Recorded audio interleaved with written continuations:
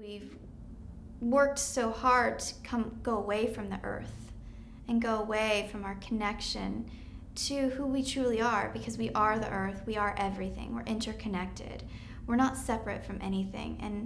And as we've become into this modern world, we've gone so far away from organic, and organic is our true nature. That's who we truly are. And water being what we're mostly made of, that's who we truly are, is emotions and water. And I guess organic meaning true and natural.